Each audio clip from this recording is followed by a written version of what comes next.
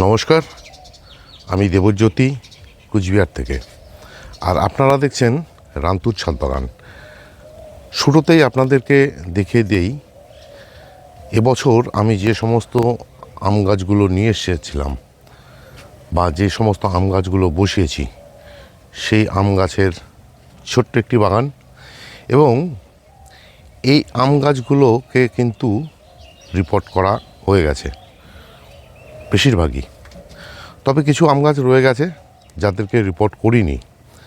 এই অক্টোবর মাসেই আম গাছগুলো কিন্তু রিপোর্ট করে দেব।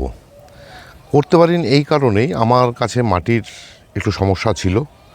মাটি জোগাড় করতে পেরেছি এবং মাটি কিন্তু তৈরি করে রেখে দিয়েছি।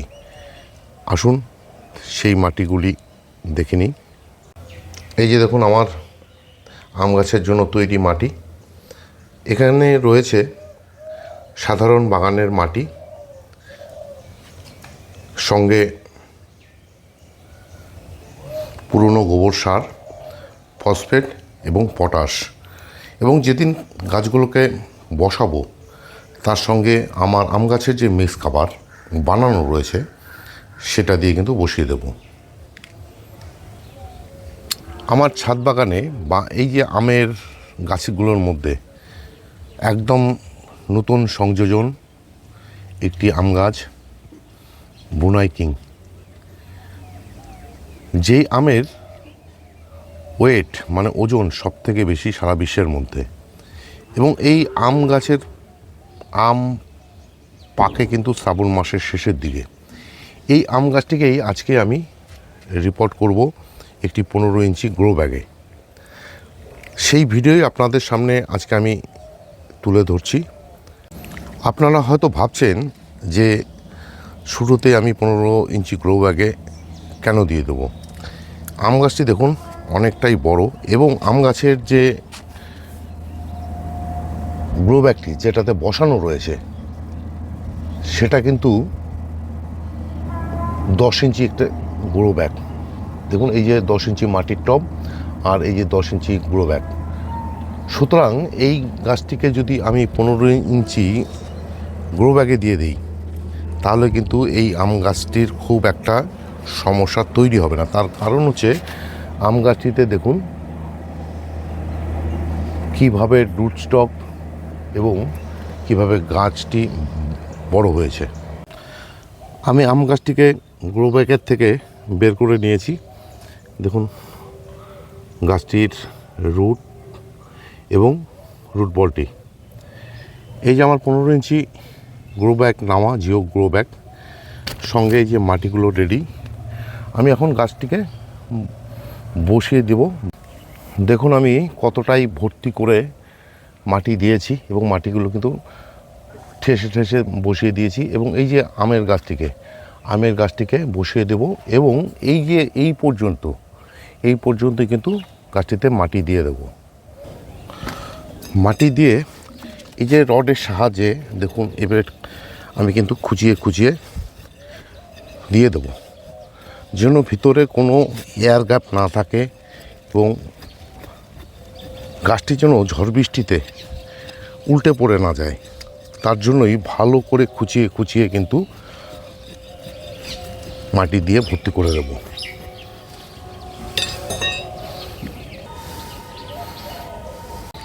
দেখুন আমার আম গাছ বসানো হয়ে গেছে।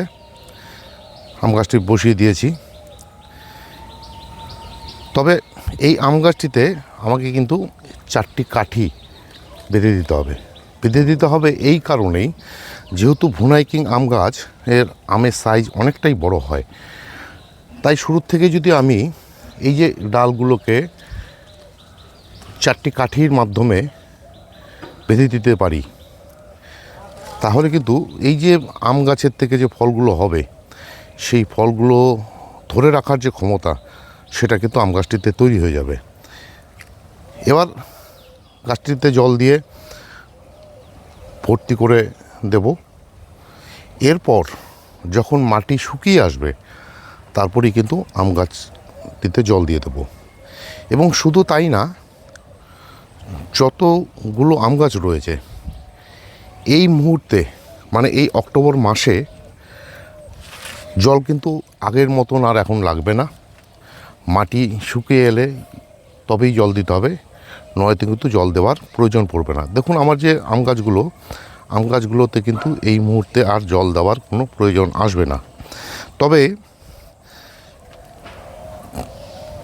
এই যে এই আম গাছ দুটিতে দেখুন, এই আম গাছ দুটিতে কিন্তু জল দিতে হবে। এই অক্টোবর মাসে জল দেওয়ার ক্ষেত্রে একটু সাবধানতা অবলম্বন করতে হবে, নয়তো এই যে অতিরিক্ত জলের কারণে আম গাছগুলোতে কিন্তু ফাঙ্গাসের সমস্যা তৈরি হতে পারে শেকড়ের মধ্যে। আম গাছগুলোতে নতুন কচি পাতা চলে এলে তবেই আম গাছগুলোতে কীটনাশক দিয়ে দেবেন।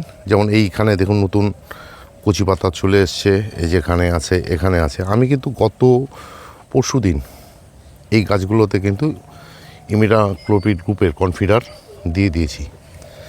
এই মুহূর্তে যেহেতু গাছগুলো রিপোর্ট করা হয়ে গেছে, আপাতত গাছগুলোতে কোনো রকম খাবার দাবার দিতে হবে না। কেন দিতে হবে না তার কারণ এর আগে একটিতে ভিডিওতে বলেছি। এরপরে যদি গাছগুলোতে খাবার দিয়ে দিই তাহলে যে সমস্ত আম গাছে এবছর আম ধরার সম্ভাবনা রয়েছে সে সমস্ত আম গাছে নতুন কচি পাতা চলে আসবে। কচি পাতা ম্যাচুরেট হতে হতে অনেক দিন সময় লেগে যাবে, এবং যদিও মুকুল আসে সে সমস্ত মুকুলে থেকে কিন্তু আম ফলবে না। তাই এই মুহূর্তে আর গাছগুলোতে কোনো রকম খাবার দেওয়া যাবে না। যা খাবার আমরা অক্টোবর মাসে দিয়ে দিয়েছি। আবার যে সমস্ত গাছে, যেমন ছোট গাছগুলোতে আমরা কিন্তু নভেম্বর মাসে আরেকবার খাবার দিতেও পারি, সেক্ষেত্রে কোনো সমস্যা হবে না। এই মুহূর্তে আম গাছগুলোতে খুব একটা ফাঙ্গিসাইডের প্রয়োজন পড়বে না, কিন্তু এখন মাসে অন্তত একবার করে আপনারা আপনাদের যে আম গাছগুলো রয়েছে সেই আম গাছগুলোতে কপার অক্সিক্লোরাইড যুক্ত ফাঙ্গিসাইড যদি একবার দিয়ে দিতে পারেন, আর একবার দিয়ে দিতে হবে আপনাদেরকে মাইক্রোনিউট্রেন, তাহলেই কিন্তু আম গাছগুলোর যে পরিচর্যা আপাতত এই ডিসেম্বর, জানুয়ারি, নভেম্বর পর্যন্ত কিন্তু মোটামুটি হয়ে যাবে। তার মাঝে ডিসেম্বরের শেষ নাগাদ আপনাদেরকে একটু তরল খাবার দিতে হবে। কি তরল খাবার তার এর আগের যে ভিডিও, সেই ভিডিওতে আমি বলেছি। এই ছিল আজকের ভিডিও। আম গাছের রিপোর্ট সহকারে অক্টোবর মাসে কি করা উচিত বা কী করা উচিত না তার উপরে। ভিডিওটি ভালো লেগে থাকলে একটি লাইক দেবেন, কমেন্ট করবেন, এবং আমার চ্যানেলটি যদি সাবস্ক্রাইব করা না থাকে তাহলে চ্যানেলটি সাবস্ক্রাইব করে নেবেন। কেননা প্রতিদিন দুপুর 2টোয় আমার এই চ্যানেলে কোনো না কোনো ভিডিও চলেই আসে।